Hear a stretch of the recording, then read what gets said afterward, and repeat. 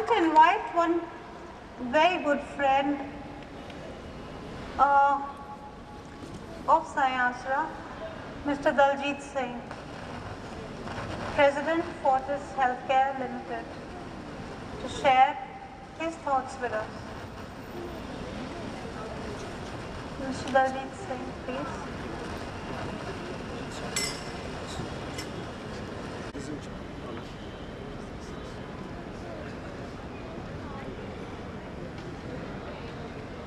Ladies and gentlemen, it's indeed an honor for me to be up here on the podium to share some thoughts on this subject that we've been discussing the entire evening. I do want to start off by saluting and acknowledging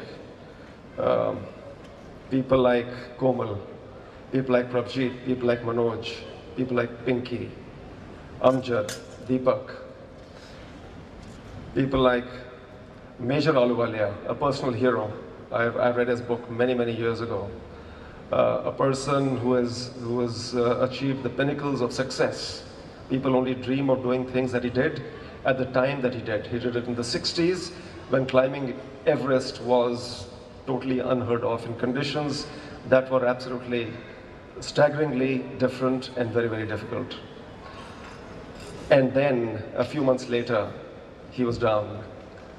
But it speaks of the person's caliber, it speaks of the person's mettle, that he chose to rise and transcend the problem that he did. And it's really salutations to that. And when I listen to such stories, it makes, in some ways, me feel very small. Because, like Nikki said, I enjoy great health. I enjoy everything. I think I'm a successful person from every aspect that you can look at. I've got a great family. I earn great money.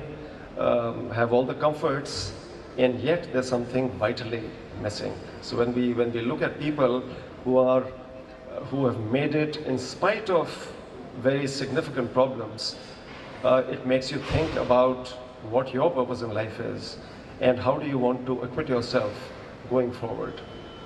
And today, as I was called here to wrap up this session, but I think I'm going to speak of a couple of points, of some learnings that I've had in life personally, and will try and link it to the work of Aasra, a cause that I personally and passionately believe in. I was a pretty doubtful entrant into this movement, no longer so. And there were actually 4 lessons that I want to talk about. The first was, and some of you may have heard me speak of it earlier, so please forgive the repetition, but I think it's appropriate to the occasion that we're all attending today. The first was that I used to have a teacher in school, and this gentleman used to teach us Hindi, and he used to tell us almost repetitively, every week he would remind all of us in school, and in class 9, 10, 11, he was my teacher for 3 years. And he said that, remember, I want you to do 2 things periodically and every few months. One is, I want you to visit a hospital and see what happens when you actually fall ill, or when you have a surgery, or when you have an accident. It'll make you realize how lucky you are to be able to walk up there and see people in that state, who are less fortunate than you, who have had the misfortune of having had an accident and have gone through some very difficult personal circumstances. And he said, the second thing I want you to do is occasionally go to the Shamshan Ghat, go to the cremation grounds. And that is to remind you that that is your end destination. And if that is your end destination, then what ought to be your perspective in the way that you look at life, the way you look at success, the way you look at winning and losing. And his entire theme was that, number one, learn to express gratitude for what you have, not for what you don't have. Many of us, we look at the the empty part of the glass, we don't look at what's full in it. We don't look at what's full in our lives, and we don't acknowledge, we are not grateful to anybody, effectively. All the success that I've had is mine, everything that I've achieved is mine, and therefore I just take it for granted. But the point of the matter is that we must learn to express gratitude for everything that is there in our lives. Number two, we must also understand about what the end state of life is, and therefore we have a finite time to do something meaningful in life. So it's about finding purpose in life. I think the second part of my learning that I want to speak about is something that a very spiritually advanced person spoke about. It was a lecture that I was attending. And he spoke about the 4 states of consciousness in human evolution. And his point was that the caste system that we have in our country, which is Shudra, Vaishya, Kshatriyas and Brahmins, it has come to mean, something very physical in the way that we all, so if I'm born to a Brahmin family, I'm a Brahmin. So if I'm born in a Kshatriya family, I'm a Kshatriya. And he said, that's not the way it was meant to be. It was, all these 4 stages were the 4 stages of evolution of the human being. The lowest being, the Shudra, was akin to a person who only lived for himself and nothing else seemed to matter. Where his instinct was survival, and therefore it was only for myself. He said the second level of consciousness is a stage where the person begins to think of others within his own circle, and it could be his immediate family. So you begin to think beyond yourself, but are still restricted to a smaller, finite circle around you. The third level is where you begin to look at causes and begin to do something that's right. That, okay, I'm going to stand up for righteousness, I'm going to pick up the sword, I'm going to fight and protect and be dharmic in the way that I live. And the 4th state of evolution, the Brahmin, the 4th level of consciousness, which is the highest, is where you actually don't think of yourself. You only think of society, you think of the larger good that you can actually do in society. And by doing that larger good is when you reach self-actualization, and your journey towards self-realization actually becomes complete.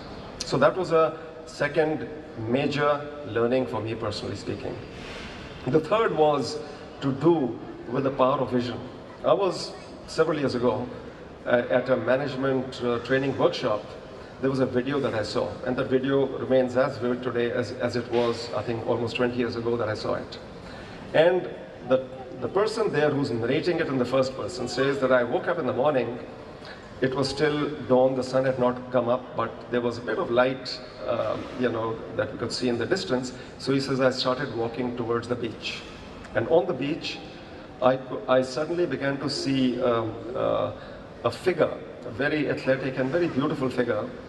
It was almost seemed to be dancing. The figure would bend down, it would go up, and would splay its hands in a particular manner to bend down all over again. So he says, I was very curious, and I was wondering, who is this, dancing on the beach at this time when it's not yet fully daylight? So he says, as I went closer, I saw that there was this young man, and he was bending down, he was picking up starfish which had been washed ashore, and he's picking up the starfish and throwing it out into the sea. And he says, I looked left and right, and the entire beach was strewn with thousands of starfish that had been, washed ashore during high tide. And I saw this guy picking up one starfish at a time and keep chucking it. So he says, I couldn't hold myself. I was wondering, why is this guy doing what he's doing? And I went up to him and said, young man, can you tell me what it is that you're doing? He says, well, I'm trying to save the starfish. And he says, I asked the person, but there are hundreds of thousands of them on this beach. What difference can you really make? So he says, the guy looked at me, smiled, he bent down, picked up a starfish, threw it into the water, and he says, see, it made a difference to that one. A very, very powerful statement he made. The point is, we go through life thinking that everything is either 100% or it's 0%. But the point is, there are people amongst us who do believe that we have the power to make a difference. So that young man made a difference to all the starfish that he was throwing. Maybe he salvaged 50, 100, 200. Maybe thousands of them died, but he made a difference. And I think this entire story that we see unfurling, the story, the saga of Aasra, is a story which is about making a difference. I've been associated with Aasra, I think for the last 8-9 months. When Nikki one fine morning landed up and had a chat with me, I was very skeptical, but I thought she was onto something good. And I said, okay, I'll get associated. And like I said, I was a doubtful starter. I wasn't very sure what was required of me. And this at a stage when no clear pathway was there, no clear way forward, was visible. But the amazing part was that as we went through this journey, as we went through, some like-minded people got together, and I know Major Ahluwalia also contributed heavily to the discussions that took place. The doors kept opening. The way we couldn't see very much ahead in the fog, but as we moved forward, the fog kept on clearing, and more things became visible and possible.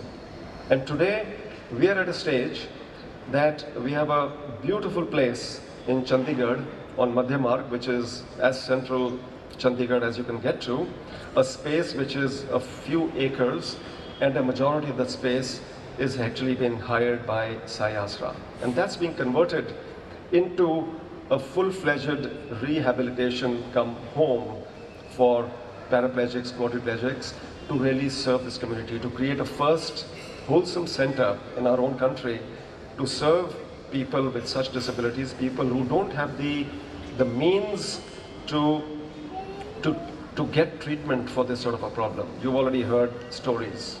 Many of us, we are very fortunate, we have it all, but large part of our country doesn't have it all. We are less than 1% of this entire nation, but bulk of the people cannot afford the treatments and rehabilitation process, whether it's occupational therapy and physiotherapy that's required to get a person back on rails. And this entire center that has actually been conceptualized is going to serve those very people. And it's a place which has actually been designed very, very thoughtfully by people with SCI disabilities, from experts who understand what design actually means for such facilities.